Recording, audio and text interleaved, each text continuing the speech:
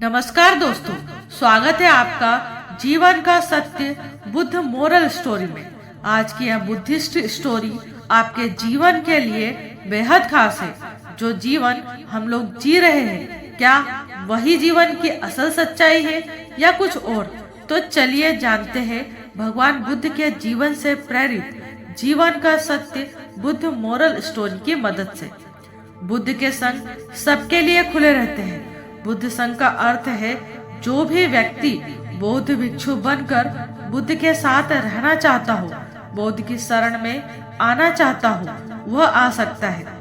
कुछ लोगों को बुद्ध सहज ही स्वीकार कर लेते हैं और संघ में रहने की अनुमति दे देते हैं, पर कुछ व्यक्तियों को वह कह देते हैं कि जाओ पहले एक रात शमशान में जाकर रहो। इसी तरह एक दिन एक व्यक्ति बुद्ध के पास आया और उसने बुद्ध के संग में शामिल होने की इच्छा जताते हुए कहा, गुरुजी, मैं आपका शिष्य बनना चाहता हूँ। बुद्ध ने कहा, तुम्हें मेरा शिष्य बनने के लिए एक दिन पूरा शमशान में बिताना होगा और वहाँ तुम जो भी देखोगे, जो भी महसूस करोगे, मुझे आकर बताओगे। उसके बाद ही तुम संग में शामिल हो पाओगे।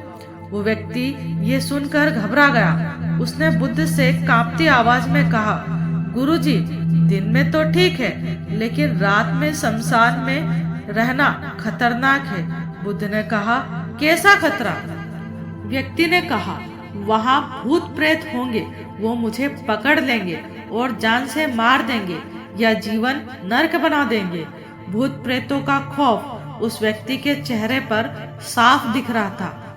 पर बुद्ध ने कहा, क्या तुमने भूत प्रेत देखे हैं? व्यक्ति ने कहा, नहीं, पर मैंने सुना बहुत है और कुछ ऐसे लोगों को जरूर देखा है जिनमें भूत आ जाता है और उन्हें परेशान करता है, अजीब अजीब हरकतें करते हैं। इस पर बुद्ध ने कहा, फिर तो अब तुम्हारे पास ये सुनहरा अवसर है ये जानने के लिए कि क्या वाकई में भूत है या नहीं। तुम एक रात शमशान में व्यतीत करो। वहाँ अगर तुम्हें कुछ ऐसा लगे कि वो भूत है तो देखना कि वो कैसा दिखता है, और यदि ऐसा कुछ ना हुआ तो तुम ये जान पाओगे कि भूत प्रेत जैसी कोई चीज नहीं है।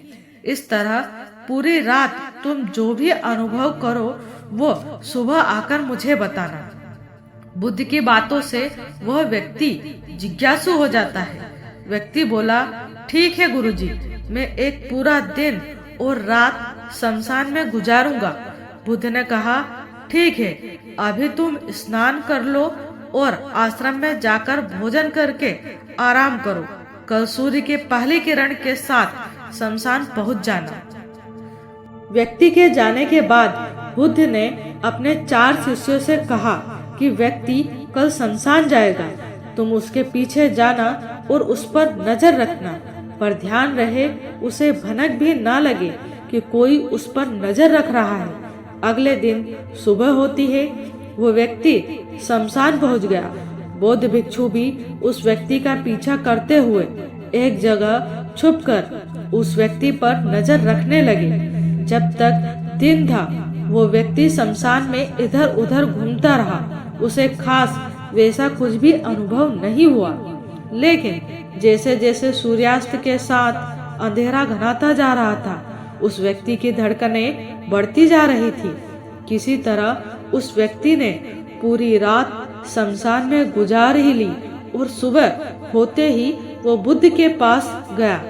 बुद्ध ने उस व्यक्ति से पूछा, बताओ, शमशान में कैसा समय व्यतीत हुआ तुम्हारा? क्या अनुभव किया? क्या क्या देखा?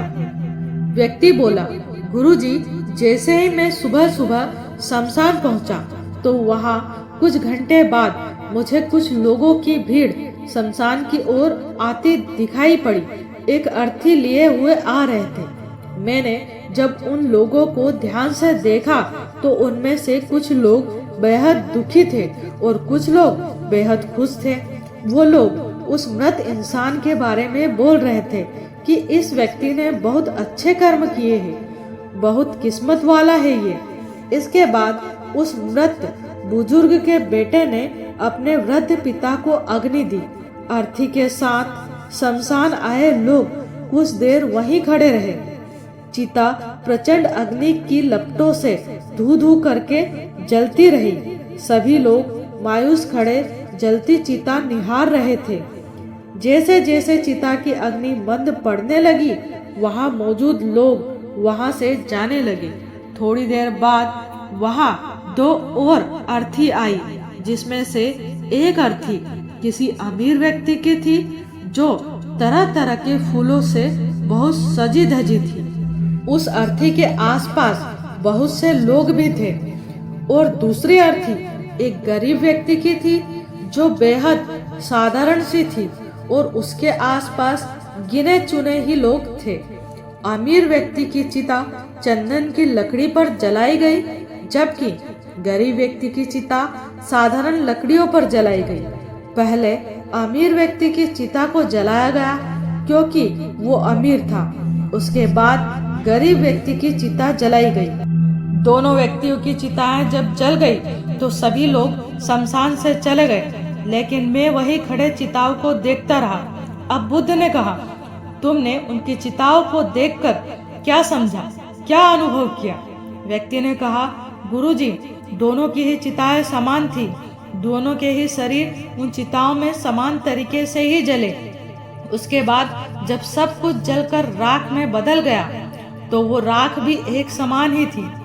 गुरुजी, उसके बाद वहां पर एक औरत की अर्थी आई। उस औरत का पति बहुत दुखी था, फूट फूट कर रो रहा था। अर्थी के साथ शमशान में आए बाकी लोग भी बहुत दुखी थे। वो सभी उसके पति को सांत्वना दे रहे थे। हे बुद्ध गुरु, मैंने उसमें देखा कि बहुत से लोग काफी ज्ञानी थे। वो ज्ञान की बातें कर रहे थे। मैंने ध्यान से उनकी बातों को सुना तो वो बोल रहे थे कि अर्थी की सवारी करते हुए मृत होकर एक दिन तो सबको यहाँ आना ही है। जीवन हमें इंसानियत और परोपकार से जीने के लिए मिला है। अधर्म कर्म से दूर रहना चाहिए। कभी किसी को कोई कष्ट नहीं देना चाहिए। धन के पीछे हमेशा भागकर जो हम अपने जीवन का सुख चैन गंवा बैठते हैं और अंत में जो भी धन इकट्ठा करते हैं वो सब तो यही रह जाता है। गुरुजी, उसके बाद शमशान में कोई अर्थी नहीं आई। इस पर बुद्ध ने पूछा कि तुम सारी रात वहाँ रहे तो क्या कोई भूत प्रेत तुम्हें दिखा? व्यक्ति बोला, नहीं, वहाँ मुझे कोई भूत प्रेत नहीं दिखा। हालांकि मन में एक डर तो था, पर सच कहूँ तो पूरी रात मैं अपने आप से ही डरता रहा। कभी हवाओं से हिलने वाले पत्तों की आवाज से, तो कभी वहाँ आसपास मौजूद जीव जंतुओं की आवाज से डरता रहा। सारी रात सहमा रहा, लेकिन पूरी रात में मुझे कोई भूत प्रेत नजर नहीं आया। बुद्ध ने उस व्यक्ति से कहा, ठीक है, अब तुम जाओ और आश्रम में आराम करो। कल फिर तुम्हें पूरा एक दिन और रात शमशान में बिताना होगा। अब वो व्यक्ति ये सुन बोला, आप कैसी बात कर रहे हैं गुरुजी? आपके ही कहने पर आज पूरा दिन और पूरी रात मैं शमशान में पड़ा रहा। वो समय मैंने कैसे काटा मैं ही जानता हूँ। अब मैं दोबारा वहाँ नहीं जाऊँगा। बुद्ध ने कहा, देखो, जो खास चीज तुम्हें वहाँ जाकर मिलनी है वो तुम्हें अभी तक नहीं मिली है। जब तक वो चीज तुम्हें नहीं मिल जाती मैं तुम्हें संग में शामिल नहीं कर सकता। तुम एक दिन और वहाँ रुको, तुम्हें वो अवश्य मिल जाएगी। व्यक्ति बोला, ठीक है, मैं कल एक दिन और एक रात व्यतीत कर लूंगा शमशान में। अगले दिन सुबह वो व्यक्ति बुद्ध का आशीर्वाद लेकर फिर से शमशान पहुंच गया। एक पूरा दिन और रात बिताकर वो व्यक्ति अगली सुबह फिर बुद्ध के पास पहुंचा, लेकिन इस बार उस व्यक्ति के चेहरे पर एक अलग ही तेज था, एक अलग ही खुशी झलक रही थी, मानो उसे वो मिल गया हो। लेकिन बुद्ध उसके मुंह से सुनना चाहते थे, इसलिए बुद्ध ने एक ही सवाल पूछा कि क्या तुम्हें वो चीज मिली? व्यक्ति बोला, हाँ गुरुजी, मुझे वो मिल गई। बुद्ध ने पूछा कि बताओ तुम्हें वहाँ क्या मिला। व्यक्ति ने कहा, गुरुजी, मैंने जीवन का अर्थ समझ लिया है। मैंने वहाँ देखा कि कुछ लोग शाम को मुझे अर्थी पर लेकर आ रहे हैं। मुझे 4 लोगों ने अपने कंधों पर उठा रखा है। मेरे पीछे कुछ 15-20 लोग रोते बिलखते चल रहे हैं।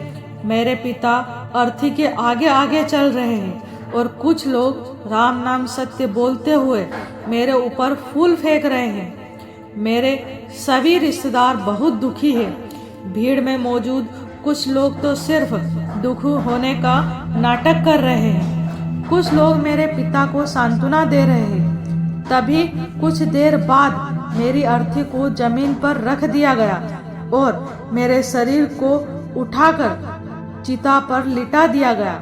मैं ये सब दृश्य अर्थी पर लेटे हुए देख रहा था। मैंने उस अर्थी से उठना चाहा पर उठ नहीं सका।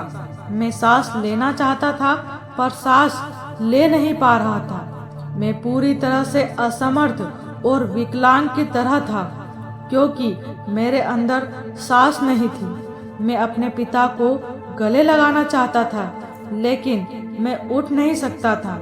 मैं भाई को गले लगा कर ये कहना चाहता था कि तुम अपना और माता पिता का ध्यान रखना। घर व परिवार की जिम्मेदारी अब तुम्हारे ऊपर है, इसे बखूबी निभाना। इससे मेरी आत्मा को शांति मिलेगी। कुछ समय बाद मेरा मुंह कपड़े से ढक दिया गया और शरीर के ऊपर कई लकड़ियां रख दी गई। मुझे अब कुछ भी दिखाई नहीं दे रहा था। फिर उसके बाद मुझे अत्यंत गर्मी महसूस हुई। मुझे एहसास हुआ कि मुझे अब जलाया जा रहा है। धीरे धीरे लकड़ियों के साथ साथ मेरा पूरा शरीर जलने लगा। मेरा दम घुट रहा था। मैं उठना चाहता था। आखिर अग्नि ने प्रचंड रूप ले लिया और धीरे धीरे मैं भी उस अग्नि में पूरी तरह खो गया। पूरी रात मैं खुद को ऐसा ही जलता देखता रहा। मैंने देखा कि अंतिम रूप में मैं एक राख बन चुका हूँ। उस पूरी रात ना तो मैं डरा और ना ही मुझे डर का एहसास हुआ। जब आंखें खुली तो एक तीव्र रोशनी मेरी आंखों पर पड़ी। मैंने देखा कि ये तो मैं हूँ, वो भी शरीर के साथ। मुझे बहुत खुशी का अनुभव हुआ। उसके बाद मेरे मन से न जाने कितने ही भ्रम समाप्त हो गए और मैं आपके पास आ गया। बुद्ध मुस्कुराए और बोले कि तुम अब संघ में शामिल हो सकते हो क्योंकि तुमने अब ज्ञान रूपी उस बीज को प्राप्त कर लिया है जिसमें शरीर को भूलकर स्वयं को जानने की इच्छा होती है। इसी ज्ञान की प्राप्ति के लिए मैंने तुम्हें शमशान भेजा था जहाँ अंततः तुमने ये जानना। इसी ज्ञान की प्राप्ति के लिए मैंने तुम्हें शमशान भेजा था जहाँ अंततः तुमने ये जाना कि शरीर नश्वर है। नेत्रों से दिखने वाली हर चीज नश्वर है। शमशान आने वाला हर व्यक्ति भी यह समझ रहा होता है पर शमशान से वापस जाते ही वो सब कुछ भूलकर पुनः उन्हीं गलत क्रियाओं में लग जाता है, जैसे झूठ बोलना, लूटपाट करना, अधर्म करना, लालच, लालसा, बुराई, क्रोध, अपशब्द, अहंकार, ईर्ष्या इत्यादि नाना प्रकार की बुरी भावनाओं से बुरे कर्मों को अंजाम देते हैं। किंतु अब तुम्हारे अंदर ज्ञान का वो बीज अंकुरित हो चुका है जिसमें हम जीवन को तब तक नहीं समझ सकते जब तक मृत्यु को निकट से देखा व समझा ना जाए। अच्छे स्वास्थ्य की कीमत वही समझ सकता है जो अत्यंत बीमार हो या जो बहुत लंबे समय से बुरे स्वास्थ्य से जूझ रहा हो। ठीक उसी तरह जीवन का महत्व वही समझ सकता है जो मृत्यु से रूबरू हुआ हो या जो मृत्यु को समझ चुका हो, एहसास कर चुका हो। अब तुम्हें इसी बीज को लक्ष्य बनाकर ध्यान की मदद से स्वयं को और ज्यादा जानना है और ज्ञान की उस सीमा पर पहुंचना है जिसे जानने के बाद कुछ भी शेष नहीं रह जाता। मन हर विचारों से मुक्त हो जाता है और सब शून्य में विलीन हो जाता है। मन में जिज्ञासा का कौतूहल शांत होकर ज्ञान रूपी शांति में बदल जाता है। यही से परम शांति, सुख, सुकून का आनंद एवं अनुभव प्राप्त होना आरंभ होता है। इस स्टोरी से आपने क्या सीखा कमेंट बॉक्स में जरूर बताना। And thank you so much for watching this video. NaMo बुद्धाय।